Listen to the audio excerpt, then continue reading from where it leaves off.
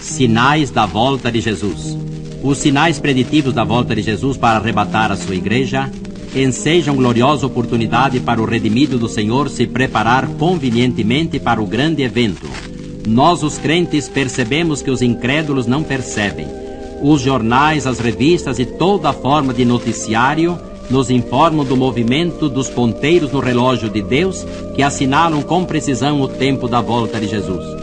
Acompanhemos tudo com oração, com a Bíblia aberta e prostrados aos pés do Senhor, nosso Rei. O brotar da figueira. O Senhor Jesus, em Mateus 24, 32 e 33, disse: Aprendei, pois, a parábola da figueira. Quando já os seus ramos se renovam e as folhas brotam, sabeis que está próximo o verão.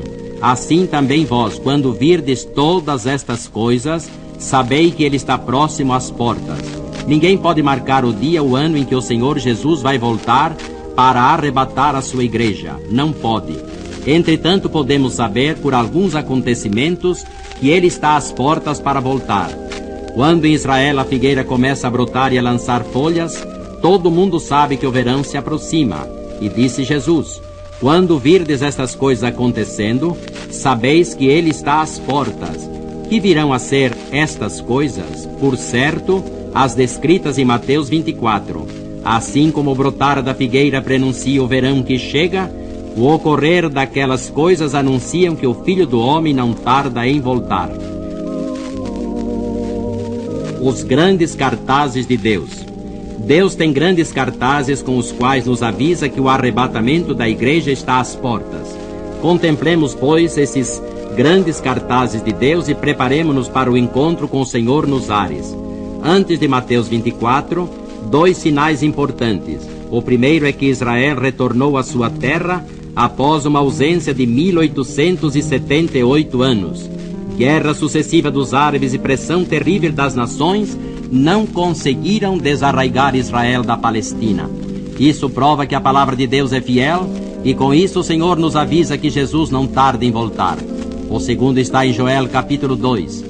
Deus diz nessa escritura que antes do grande e terrível dia, derramaria sobre toda a carne o seu Espírito.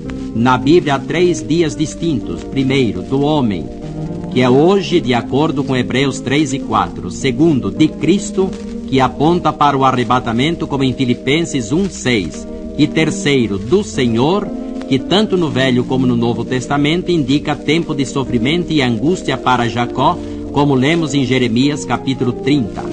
Refere-se naturalmente à grande tribulação. É outro cartaz de Deus a nos avisar que Jesus não tarda em voltar. Vejamos a seguir os sinais alinhados em Mateus 24. No verso 5, o Senhor Jesus aponta os falsos Cristo como um prenúncio de sua volta iminente. E hoje são tantos, por isso Jesus não tarda em voltar. No verso 6 diz: guerras e rumores de guerra. A guerra convencional que prevaleceu até pouco tempo deu lugar a um outro tipo de guerra. É a psicológica, de nervos, a guerra fria e desumana.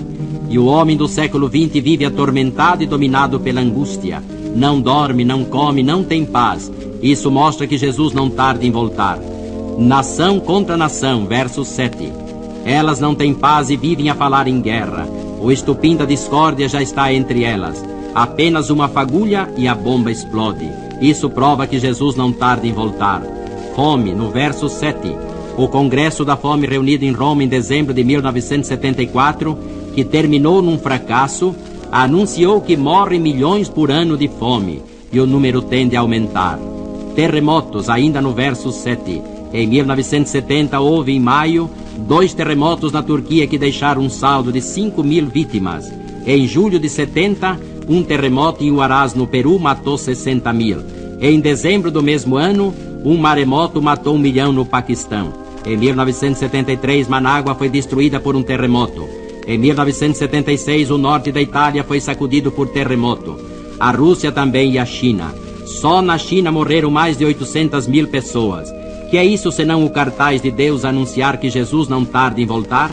No verso 12, o Senhor Jesus diz que a iniquidade se multiplicará e o amor de muitos esfriará. A iniquidade não avança no compasso da soma, mas do multiplicar. Uma revista publicou uma estatística do submundo da cidade de São Paulo. Alarmante. Nada menos de 150 mil prostitutas, 100 mil mocinhas arruinadas, 60 mil ladrões, milhares de homossexuais, 1000 hotéis clandestinos, milhões de litros de cachaças consumidos mensalmente, milhões de cigarros, drogas em quantidade alarmante, cárceres superlotados, hospitais sem vagas, vagabundos pelas ruas, suicídios, lares desfeitos, órfãos, viúvas, fome, falta de habitação, desespero. E o que é em São Paulo é no resto do Brasil proporcionalmente. Por outro lado, igrejas vazias, seminários fechados, a macumba crescendo assustadoramente. Que quer dizer isso? Jesus não está longe de vir buscar a sua igreja. Você está preparado? Daniel 12:4 diz que os homens correrão de um para outro lugar e a ciência se multiplicará.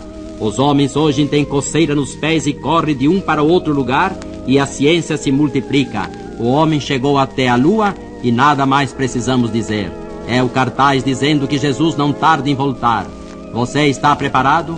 Os sinais da sua vinda mais se mostram cada vez, e os céus se preparam para receber a noiva do Cordeiro, isto é, a igreja. Maranata, ora vem Senhor Jesus, vem Senhor Jesus. Amém.